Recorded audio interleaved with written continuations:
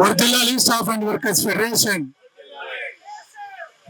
సరిచేయాలి higher pension comments. సరిచేయాలి higher pension లెక్కింపులో అవకతవకలు. సరిచేయాలి హయ్యర్ పెన్షన్ లెక్కింపులో అవకతవకలు. లెక్కించాలి 60 నెలల సగటును. పెన్షన్ కోసం 60 నెలల సగటును.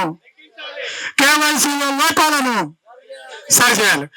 ఫ్రెండ్స్, ఇప్పుడు మన ధర్నా శిబిరానికి వచ్చి సంఘీభావం తెలపడానికి state government all pensioners association vice president గారు జనార్దన్ రెడ్డి గారు వచ్చి ఉన్నారు.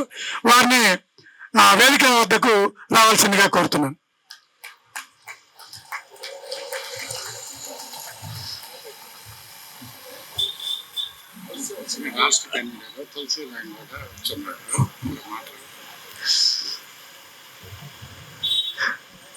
జనార్దన్ రెడ్డి గారు ఈ రాష్ట్ర ప్రభుత్వ ఉద్యోగులకు ఆల్ ఇండియా నాయకులు. ఇప్పుడు రిటైర్డ్ అయిన తర్వాత ఆల్ పెన్షనర్ అసోసియేషన్ కూడా వైస్ ప్రెసిడెంట్ గా పనిచేస్తున్నాడు.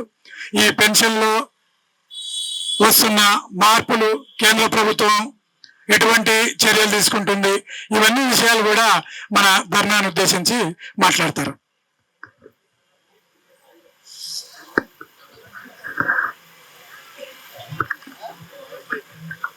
మిత్రులారా, ఇవాళ ఈ ధర్నా కార్యక్రమంలో మీతో పాటు మేము కూడా టాప్రా అసోసియేషన్ తరఫున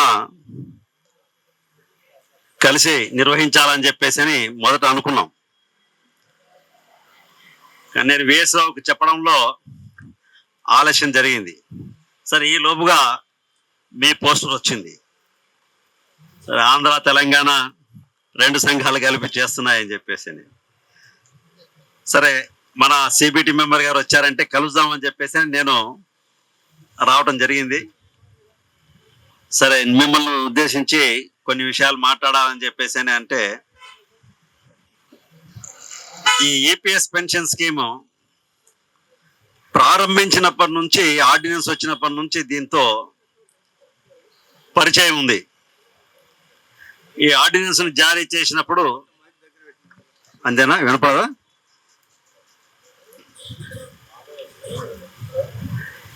ఈ ఈపీఎస్ పెన్షన్ స్కీమ్ ను ప్రారంభించినప్పటి నుంచి దీంతో అనుబంధం ఉంది. మీరు స్టేట్ గవర్నమెంట్ పబ్లిక్ సెక్టర్ లో పనిచేస్తున్నట్టుగానే నేను కూడా ఇండస్ట్రియల్ ఇన్ఫ్రాస్ట్రక్చర్ కార్పొరేషన్ లో పనిచేశాను, ఏపీఐఐసిలో. కాబట్టి ఇది మాకు కూడా వర్తిస్తుంది. కాబట్టి ఆ రోజు నుంచి కూడా దీంతో అనుబంధం ఉంది. ప్రత్యేకించి ఆ రోజు మనం గమనించింది ఏంటంటే, దేశంలో అమలు జరుగుతున్నటువంటి ఆర్థిక విధానాల నేపథ్యంలో పెన్షన్ నిధులను ప్రైవేటీకరణ చేయాలా అని చెప్పేసి ఏదైతే ప్రభుత్వం ఆలోచన చేస్తుందో, ఈ ఆలోచనకు కారణం మనకందరికీ తెలుసు. ఈ అంతర్జాతీయ సంస్థలు దాని మీద ఒత్తిడి తెస్తున్నటువంటి పరిస్థితి. కాబట్టి పెన్షన్ నిధుల ప్రైవేటీకరణ అనేటువంటిది ప్రారంభంలోనే ఈపీఎఫ్ నిధుల మీద పడింది.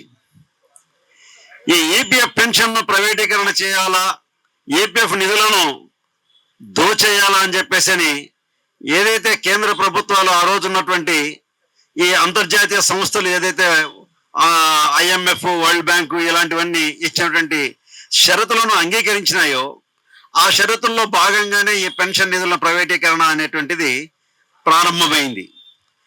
అయితే అప్పటికే మనమందరం డిమాండ్ చేస్తున్నది ఏంటంటే, మనకందరికీ పెన్షన్ కావాలి, రిటైర్మెంట్ తర్వాత పెన్షన్ అనేది లేదు అని చెప్పేసి మనం గత 50 సంవత్సరాలంతా, అంతకంటే ముందు నుంచి కార్మిక వర్గం పెద్ద ఎత్తున ప్రభుత్వాన్ని డిమాండ్ చేస్తూ ఉంది. ఈ పెన్షన్ అనేటువంటి కాన్సెప్ట్ ఎప్పుడైతే స్థిరత్వం అయిపోయిందో, రిటైర్మెంట్ అనేటువంటిది కూడా స్థిరత్వం అయిపోయిందో, ఆ రోజు నుంచి కూడా ప్రపంచవ్యాప్తంగా కార్మిక వర్గం పెన్షన్ అనేటువంటిది డిమాండ్ చేయడం జరుగుతుంది. సరే, మన దేశంలో కూడా ముఖ్యంగా స్వాతంత్రోద్యమం కంటే ముందు నుంచి, లేదా ఇండిపెండెన్స్ వచ్చిన తర్వాత మరింత ఉధృతంగా ప్రారంభమైంది. కాబట్టి అప్పుడు మన సోషల్ సెక్యూరిటీ కోసం సరే ఒక చట్టాన్ని తెచ్చారు, ఈపీఎఫ్ చట్టాన్ని. కానీ ఇది సరిపోదు అని చెప్పేసి మాకు పెన్షన్ కావాలి అని చెప్పేసరి మనం ఏదైతే డిమాండ్ చేస్తున్నామో ఆ డిమాండ్ను తారాస్థాయికి వచ్చి దేశంలో ఒక రకమైనటువంటి అల్లకొల్లోలం కార్మిక వర్గం యొక్క అశాంతిని అనేటువంటిది చూస్తున్న సందర్భంలోనే ఈ ప్రపంచ బ్యాంక్ యొక్క ఆదేశాల నేపథ్యంలో మన డబ్బుల్ని కాజేసి వాళ్ళు మన డబ్బులతోనే మన పెన్షన్ ఇవ్వాలని చెప్పేసి ఒక ప్లాన్ చేయడం అనేటువంటిది జరిగింది. దానిలో భాగంగానే ఇది వచ్చింది. అప్పటికంటే ముందు ఉన్నటువంటి ఫ్యామిలీ పెన్షన్ స్కీమ్ సరిపోవట్లేదని చెప్పని మనం డిమాండ్ చేస్తూనే ఉన్నాం. కానీ దాని స్థానంలో దీన్ని ప్రవేశపెట్టారు. కానీ ఇది ఎంత దుర్మార్గంగా అమలు చేసినారని అంటే కార్మిక వర్గంతో చర్చించాలని చెప్పేసి మనందరితో చర్చించాలని చెప్పని సేటు లాంటి సంఘాలు బలంగా ఆ రోజు ప్రభుత్వం మీద ఒత్తిడి తెచ్చినా కానీ మనతో ఏమాత్రం సంప్రదించకుండానే దొడ్డిదారిన దీన్ని అమలు చేయడం అనేది జరిగింది. దీన్ని రిలీజ్ చేసిన తర్వాత ఈ ఆర్డినెన్స్ రాష్ట్రపతి ద్వారా వచ్చిన తర్వాత దీన్ని చూసినప్పుడు అయ్యా ఈ స్కీమ్ ఎందుకు పనికిరాదు, నాలుక గీసుకోవడానికి కూడా ఇది పనికిరాదు. కాబట్టి ఇది మీరు ఏదో 5,000 రూపాయల మీద మాత్రమే దీని మీద పెన్షన్ అనేటువంటిది అంటున్నారు. కాబట్టి ఇది పనికిమాలినటువంటి స్కీము. దీనిని సంపూర్ణంగా ప్రక్షాళన చేస్తే తప్ప ఇది కార్మిక వర్గానికి ఉపయోగపడదు. కాబట్టి ఈ ఆర్డినెన్స్ను రద్దు చేయాల్సిందే. మీరు కార్మికులతో చర్చించిన తర్వాత దీన్ని అమలు చేయాలని చెప్పేసి మనం డిమాండ్ చేయడం జరిగింది. కానీ ఆ రోజు ఉన్నటువంటి కార్మిక మంత్రి సరే చూస్తానని చెప్పాడు. కానీ ఏమాత్రం ఆలస్యం అయిపోతుందో అనేటువంటి పద్ధతిలో అధికారంలో ఉన్నటువంటి రాజకీయ పార్టీల యొక్క అనుబంధ సంఘాలు దీన్ని దొడ్డిదారిన వాళ్ళ మీద ఒత్తిడి తెచ్చి దీన్ని అమలు చేయడానికి సిద్ధమైపోయినాయి. సరే ఈ అమలు చేసినటువంటి స్కీము సరిగ్గా లేదని చెప్పేసి పెద్ద ఎత్తున ఆందోళన చేశాం, జాతీయ సమ్మెలు నిర్వహించాం. ఈ సమ్మెల ఫలితంగా లేదా న్యాయస్థానంలో చేస్తున్నటువంటి పోరాటాల ఫలితంగా వాళ్ళు చివరికి దీన్ని ఇది ఒక సంక్షేమ స్కీమ్ కాబట్టి దీన్ని తప్పకుండా అమలు చేయాల్సిందే అని చెప్పని ఎవరు చెప్పించారు? ప్రభుత్వాలు చెబితే వినమని చెప్పేసి న్యాయస్థానాల ద్వారా చెప్పించారు. ఇది ఒక సంక్షేమ స్కీము కాబట్టి ఇది ఏదైనా కానీ మీకు వివక్షత చూపించినట్టయితే మీరు తర్వాత కోర్టుకైనా రావచ్చు. కానీ ఇది సంపూర్ణంగా అందరికీ ఉండేటువంటి సోషల్ సెక్యూరిటీ స్కీమ్ కాబట్టి ఈ స్కీమును అమలు చేయడానికి ఎలాంటి ఇబ్బంది ఉండకూడదని చెప్పని మన కేసులను డిస్మిస్ చేశారు. కానీ ఆ రోజు ఆ డిస్మిస్ చేస్తున్న సందర్భంగానే దీన్ని ఖచ్చితంగా ఇంప్రూవ్మెంట్ చేస్తామని చెప్పేసి హామీ ఇచ్చారు. హామీ ఇచ్చిన మేరకు ఏమైనా వాళ్ళు ప్రయత్నం చేసినారా అని అంటే ఎంతవరకు కూడా వాళ్ళు ప్రయత్నం చేయలేదు. 14 సంవత్సరాల తర్వాత మన 15,000 రూపాయలకు అనేటువంటిది మినిమం పెన్షన్ అనేది పెంచారు. కానీ ఆ రోజే మనం చెప్పాం దీనికి సీలింగ్ అనేటువంటిది ఉండకూడదు. పిఎఫ్ డబ్బులు ఎంతైతే దేని మీద రికవర్ అవుతుందో అది ఫుల్ పెన్షన్ అనేటువంటిది యాక్చువల్ శాలరీ మీద ఉండాలని చెప్పేసి ప్రధానమైన డిమాండ్ మనం ఆ రోజు తీసుకొచ్చాం. కానీ ఆ రోజు దానికి అవకాశం ఇవ్వలేదు. మన కేసులు కోర్టులో ఉండంగానే 5,000 నుంచి 6,500 రూపాయలు చేసి లేదా మధ్యలో ఒక ఆప్షన్ ఇచ్చి ఆ ఆప్షను అరకొరగా ఎవరికి తెలియకుండా పెట్టి దాచిపెట్టి దాన్ని కూడా ఏదో విధంగా తెలుసుకొని అందరూ ప్రయత్నం చేస్తున్నటువంటి క్రమంలో ఆ విత్డ్రా చేయడం అనేటువంటిది ఆ సర్కులర్ను విత్డ్రా చేయడం అనేటువంటిది ఏకపక్షంగా విత్డ్రా చేయడం అనేది జరిగింది. అది కూడా ప్రభుత్వం యొక్క అనుమతి లేకుండానే ఒక ఎగ్జిక్యూటివ్ ద్వారా విత్డ్రా చేయడం జరిగింది. దీంతోటిగా ఈరోజు ఒక హయ్యర్ పెన్షన్ యొక్క సదుపాయాన్ని లేక ఒక సరైనటువంటి పెన్షన్ సదుపాయాన్ని పొందేటువంటి అవకాశాన్ని కార్మికుడు కోల్పోయాడు. అయితే ఇవాళ సుప్రీంకోర్టు తీర్పు వచ్చిన తర్వాత ఈ 2014 తర్వాత సర్వీస్లో ఉన్నటువంటి వాళ్ళందరం కూడా ఓకే ఇదేదో హయ్యర్ పెన్షన్ మాకు వస్తుందని చెప్పేసి ఇవాళ కొంతమందికి శాంక్షన్ అయి 10,000 15,000 రూపాయల పెన్షన్ పొందుతున్నటువంటి నేపథ్యం మనకు కనబడుతుంది. కొంతమందికి శాంక్షన్ అయి వస్తుంది. కానీ వాళ్ళు కూడా తెలుసుకోలేనటువంటిది ఏంటంటే ఇవాళ కొంచెం హ్యాపీగానే ఉందిలే మనం ఇంకా 5 సంవత్సరాలు 10 సంవత్సరాలు బతుకుతామని చెప్పేసి వాళ్ళు అనుకుంటున్నారు.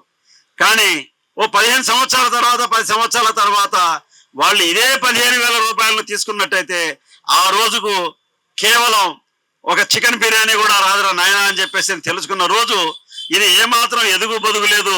అంటే 15 సంవత్సరాల క్రితం నీకు 15,000 రూపాయలు వస్తే ఈ 15 సంవత్సరాల తర్వాత కూడా అదే 15,000 రూపాయలు వస్తుంది అనేటువంటి విషయాన్ని వాళ్ళు గమనించలేకపోతున్నారు. ఇక్కడ మనం గమనించాల్సినటువంటిది ఏంటంటే ఈ హయ్యర్ పెన్షన్ సంతృప్తి పొందుతున్న తాత్కాలికంగా పొందుతున్నటువంటి ఉద్యోగులకు కొంత రిలీఫ్ వచ్చినటువంటి మాట వాస్తవమే.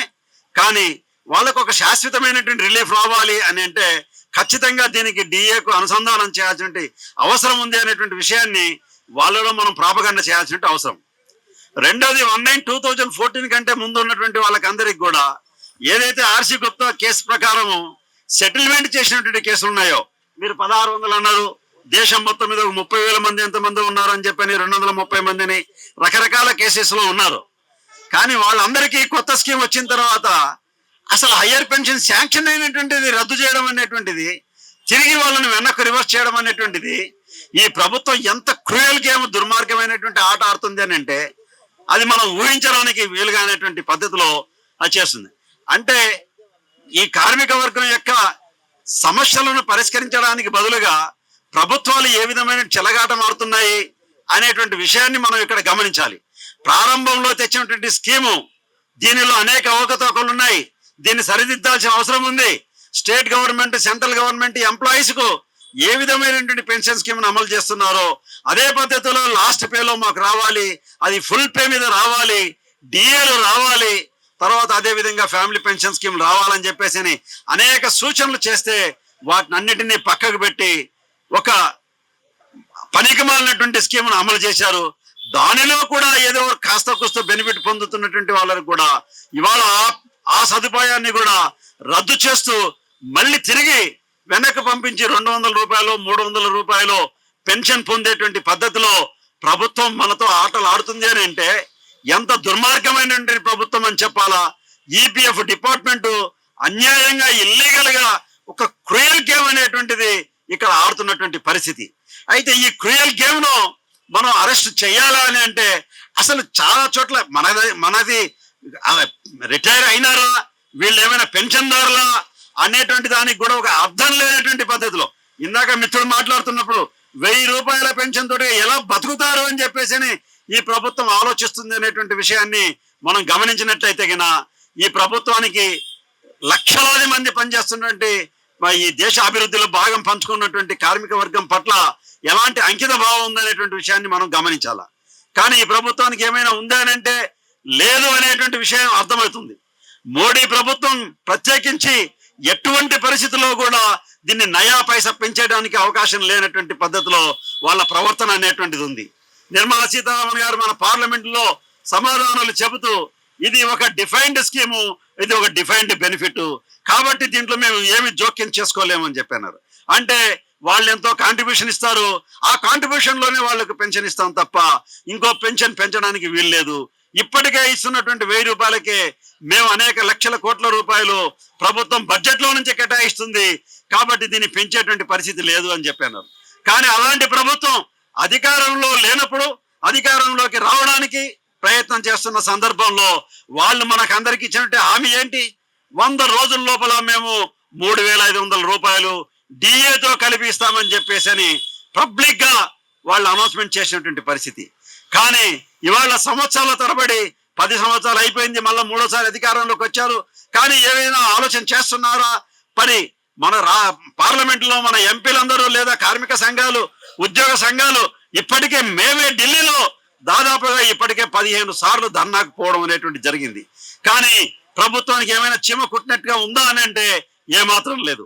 పోనీ అదే ప్రభుత్వం ఒత్తిడి తెచ్చి చేసినటువంటి కమిటీల యొక్క రిపోర్ట్లను, సిఫార్సులైనా అమలు చేసేటువంటి అవకాశం ఉందంటే ఆ సిఫార్సులను కూడా తొంగలో తొక్కేసి దాన్ని మూసివేయడం అనేటువంటి జరిగింది.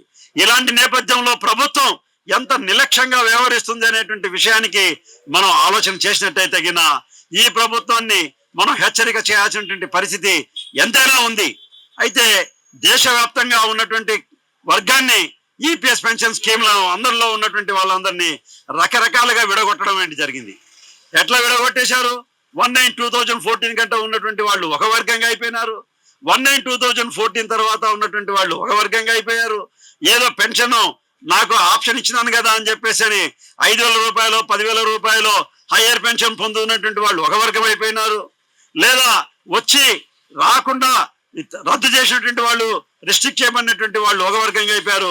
ఈ విధంగా 4-5 గ్రూపులుగా మారిపోయి ఎవరంతకు వాళ్లకు సరిపోయినటువంటి పద్ధతి. దీంట్లో ప్రభుత్వం స్పాన్సర్ చేస్తున్నటువంటి సంఘాలు మనం ఎప్పుడైనా ఉద్యమం చేయాలా, లేకపోతే సీరియస్గా దీని మీద ప్రభుత్వాన్ని అటాక్ చేయాలి, లేదా బడ్జెట్ సెషన్స్లోనైనా కానీ, లేదా పార్లమెంట్ సెషన్స్ జరుగుతున్నప్పుడైనా కానీ ప్రభుత్వం మీద ఒత్తిడి తీసుకురావాలని చెప్పని ప్రయత్నం చేస్తే వాళ్ళ స్పాన్సర్స్ సంఘాలను, ఎల్లో సంఘాలన్నిటినీ రోడ్డు మీదకి వదిలిపెట్టి, లేదు ప్రభుత్వం ఇవాళ రేపో 7,500 చేస్తుంది, లేదా 9,000 రూపాయలు చేస్తుంది, దసరాకు ఒక కానుకనిస్తుంది, దీపావళికి ఒక కానుకనిస్తుంది అని చెప్పేసి గత 5-6 సంవత్సరాలుగా మనం మా యూట్యూబ్లో మనం అందరం వింటూనే ఉన్నాం. ఇప్పుడు కూడా నిన్న మొన్న కూడా కొత్తగా వీడియో యూట్యూబ్లో మనకు వచ్చాయి. 7,500 రూపాయలు దసరాకెల్లా ఇచ్చేస్తారని చెప్పేసి.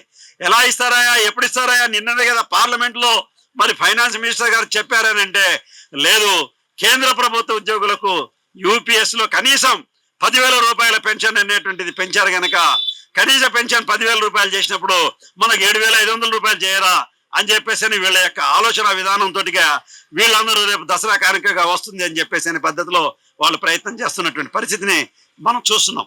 అంటే ఈ విధంగా స్పాన్సర్డ్ సంఘాలను రెచ్చగొట్టి ఉద్యమాలను బలహీనం చేసేటువంటి పరిస్థితిని తీసుకొస్తున్నటువంటి పరిస్థితి మనకు కనబడుతుంది.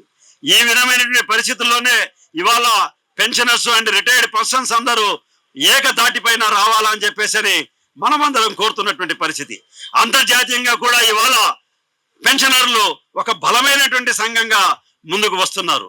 WF2 ఆధ్వర్యంలో, ట్రేడ్ యూనియన్ ఇంటర్నేషనల్ ఆధ్వర్యంలో పెన్షన్ అండ్ రిటైర్డ్ పర్సన్స్ అనేటువంటి వాళ్ళు ప్రపంచవ్యాప్తంగా ఇవాళ ఏకమవుతున్నారు. ఎందుకు ప్రపంచవ్యాప్తంగా ఏకమవుతున్నటువంటి పరిస్థితి? ప్రపంచవ్యాప్తంగా ఎక్కడికి పోయినా కానీ ఈ పెన్షన్లన్నింటినీ అందరినీ చావగొట్టడం, లేదా ఆల్రెడీ పొందుతున్నటువంటి పెన్షన్లను ఏ విధంగా తగ్గించాలని చెప్పేసి ప్రయత్నం చేయడం. ఆ ప్రయత్నంలో భాగంగానే ఈ పెన్షనర్లు చావటం లేదని చెప్పేసి 70, 80, 90 సంవత్సరాలు, కొంతమంది 100 సంవత్సరాల వరకు బతుకుతా ఉన్నారు. ఈ విధంగా పెన్షన్ వాళ్ళకు ఏ విధంగా డబ్బులు చెల్లించాలి, వాళ్ళకి అందరికీ పెన్షన్ పేమెంట్ చేయడానికి మా దగ్గర రిజర్వ్ లేదు, నిధులు లేవు, ఎగ్జాస్ట్ అయిపోయినాయి అని వాళ్ళందరూ ఆర్గ్యుమెంట్ చేయడం అనేటువంటిది మొదలుపెట్టినారు. అంటే ఏ దేశంలో చూసినా పెన్షనర్లను చూసినా, రిటైర్డ్ పర్సన్లను చూసినా అసహించుకునే పరిస్థితి ఈ ప్రభుత్వాలకు అనేటువంటిది వచ్చింది. లాభాలను పోగు చేసుకొని సంపదను అక్యుములేట్ చేసుకునేటువంటి నేపథ్యంలో ఈ ఫైనాన్స్ క్యాపిటల్ కు సంబంధించినటువంటి వాళ్ళు, పెట్టుబడిదారులు అనేటువంటి వాళ్ళు, ఏదైతే లాభాల మీద ఆధారపడినటువంటి వాళ్ళు ఉన్నారో వీళ్ళందరికీ ఇప్పుడు పెన్షన్ అనేటువంటిది ఒక అసహ్యమైనటువంటి పదం, లేదా రిటైర్డ్ పర్సన్స్ అన్నా కానీ ఒక అవమానకరమైనటువంటి పరిస్థితిలో ఇవాళ ఉంది. అందుకోసం మహారాష్ట్రలో కూడా చూస్తా ఉన్నాం.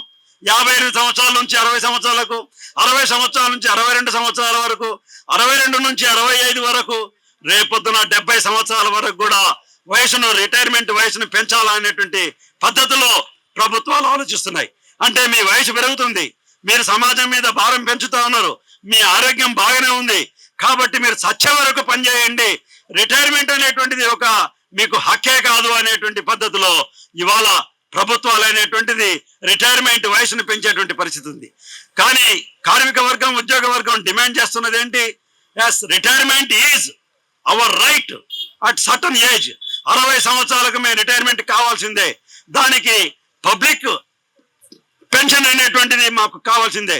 ఈ పబ్లిక్ ఫండెడ్ అంటే ప్రభుత్వం చెల్లించేటువంటి పెన్షన్ మాకు కావాలి, ఇది మా హక్కు అని చెప్పేసి ఇవాళ పెన్షనర్స్ ప్రపంచవ్యాప్తంగా డిమాండ్ చేస్తున్నారు.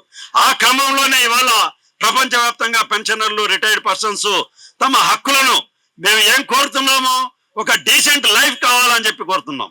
30-40 సంవత్సరాలు దేశం కోసం, సమాజం కోసం కృషి చేసిన తర్వాత రిటైర్మెంట్ తర్వాత ఒక డీసెంట్ లైఫ్ గడపాలి. ఈ డీసెంట్ లైఫ్ అనేటువంటిది ఏ విధంగా ఉండాలి? మాకు మంచి నీళ్లు కావాలి, మంచి ఫుడ్ కావాలి, మంచి ఆరోగ్య సౌకర్యాలు కావాలి. ఇలాంటి డీసెంట్ లైఫ్ ను డెలిగేషనా కర్మలేని గారు కాంగ్రెస్ అనుకున్నటువంటి ముందున్నటువంటి కాంగ్రెస్ పునరుద్ధరిస్తామని, వాళ్ళ ప్రయోజనాలు కాపాడుదామని చెప్పేసి ఎక్కడ ఎన్నికల మేనిఫెస్టో కానీ, ఎలక్షన్స్ లో కానీ రాలేదు. కానీ అదే రాష్ట్ర ప్రభుత్వ ఉద్యోగులకు ఏ విధంగా వస్తున్నది? వాళ్ళందరికీ ఓపీఎస్ స్కీమ్ను అమలు చేస్తాం, లేదా ఎన్పిఎస్ స్కీమ్ను రద్దు చేస్తాం అని చెప్పేసి వాళ్ళకు మాత్రం హామీ ఇవ్వడానికి సిద్ధపడుతున్నారు.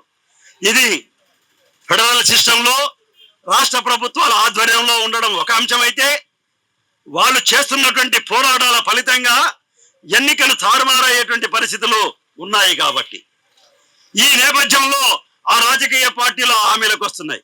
కానీ ఇప్పటి వరకు ఈపీఎస్ పెన్షన్దారులు కేంద్ర ప్రభుత్వం మీద, ఇది కేంద్ర ప్రభుత్వానికి సంబంధించిన అంశం కాబట్టి చట్టంలోనే మార్పులు తీసుకురావాలి, పార్లమెంటులోనే మార్పులు తీసుకురావాల్సిన అవసరం ఉంది కనుక ఈపీఎఫ్ యాక్ట్ లోనే మార్పులు తీసుకురావాల్సి వస్తుంది. కాబట్టి అక్కడ మార్పులు జరగాల్సిన అవసరం ఉంది.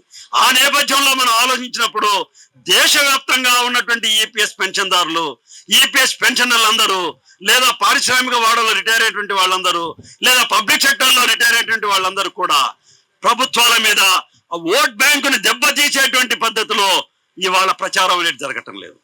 అంటే పెన్షనర్లు అనేటువంటి వాళ్ళు మూల కూర్చున్నటువంటి వాళ్లే తప్ప ఏమాత్రం పోరాటం చేయలేనటువంటి వాళ్ళు అనేటువంటి విషయాన్ని వాళ్ళు ఇవాళ లెక్కలోకి తీసుకున్నారు. కానీ మనం హెచ్చరిక చేస్తున్నది ఏంటంటే, పెన్షనర్ల మీద తక్కువ అంచనా వేస్తున్నారు, ప్రత్యేకించి ఈపీఎస్ పెన్షనర్లను తక్కువ వేస్తున్నారు. మేము పోరాటం చేసేటువంటి యవన శక్తి మా దగ్గర లేకపోవచ్చు, కానీ మా కుటుంబాలను ప్రభావితం చేసి ఓట్లను కొల్లగొట్టడానికి, మీకు అగెనిస్ట్ గా ఓట్లను తిప్పడానికి, లేదా ప్రభుత్వాలను పడగొట్టడానికి కావలసినటువంటి శక్తి దేశంలో 75 లక్షల మంది 80 లక్షల మంది ఈపీఎస్ పెన్షన్దారులు ఉన్నారు అని అంటే, వాళ్ళ కుటుంబాలను లెక్కేస్తే ఎన్ని లక్షల ఓట్లు అవుతాయో, ఎన్ని కోట్ల ఓట్లు అవుతాయో మీరు లెక్కలేసేటువంటి పరిస్థితి ఉంది. ఆ విధంగా ఈపీఎస్ పెన్షన్దారులు కుటుంబాలను, పెన్షన్దారులను, స్నేహితులను ప్రభావితం చేసి ఓట్ బ్యాంకును ప్రభావితం చేసేటువంటి పరిస్థితి ఉంది అనేటువంటిది ఆ పద్ధతిలో మన పోరాటాలను ముందుకు తీసుకుపోవాల్సిన అవసరం ఉంది. ఆ క్రమంలోనే ఇప్పుడు staff and workers federation, Andhra Pradesh, మరి తెలంగాణ, అదే విధంగా ఇతర ఈపీఎస్ పెన్షన్దారులు అందరూ కూడా చేస్తున్నటువంటి పోరాటాలు సమైక్య ఆందోళనకు దారి తీయాల్సిన అవసరం ఉంది. కేంద్రంలో ఉన్నటువంటి సిఐటి లాంటి కార్మిక సంఘాలు దానికి నాయకత్వం వహించాల్సిన పరిస్థితి ఉంది. ఆ విధమైనటువంటి పోరాటాల ద్వారా మనం యొక్క హక్కులను సాధించుకోవాలా. కానీ ఇప్పుడు ప్రభుత్వాలు చెప్తున్నటువంటి లెక్కల ప్రకారము, లేదా వాళ్ళు ఇస్తున్నటువంటి కాంట్రిబ్యూషన్ ప్రకారము, లేదా మన కార్పస్ ఫండ్ చూపిస్తున్న లెక్కల ప్రకారము ఇప్పుడు మనం చూసినట్టయితే వాళ్ళు ప్రతి సంవత్సరం ఒక డెఫిసిట్ ని చూపిస్తున్నారు. ఇక్కడ మన సిబిటి మెంబర్ ఉన్నాడు, ఆయన చెబుతారు ఆ డెఫిసిట్ ని ఏ విధంగా తగ్గించుకోవాలని దానికి ఇప్పటికే చట్టంలో అనకొక ప్రయోజనాలు ఉంటే ఆ రిటర్న్ ఆఫ్ క్యాపిటల్ కానీ, లేకపోతే కమ్యూటేషన్ ఫెసిలిటీస్ కానీ ఇలాంటివన్నిటిని రద్దు చేసినటువంటి పరిస్థితి మనం చూస్తున్నాం. ఇప్పుడు కూడా ఏ విధంగా మనకు రద్దు చేయాలనే దానికి ఇప్పుడు ప్రోరాట పెన్షన్ లేకపోతే ఇతర పెన్షన్లను పెట్టారు. అటువంటి నేపథ్యంలో మనం ప్రయత్నం సాధించలేం. మన పోరాటాలను ఉధృతం చేయడం ద్వారానే చేయగలుగుతాం అనేటువంటి విషయాన్ని నేను మీకందరికీ విజ్ఞప్తి చేసుకుంటూ, మన మిత్రులు డెలిగేషన్ పోయి వచ్చినారు కాబట్టి ఆ విషయాలను, మరి సిబిటి మెంబర్ వచ్చాడు కనుక ఆ విషయాలను తెలుసుకుందామని చెప్పి నేను కూడా ఇక్కడికి రావడం జరిగింది. నన్ను మాట్లాడమన్నారు కనుక కొన్ని విషయాలను మీ దృష్టికి తీసుకొచ్చాను. నా అభిప్రాయాలను మీతో షేర్ చేసుకున్నందుకు ధన్యవాదాలు. Thank you very much.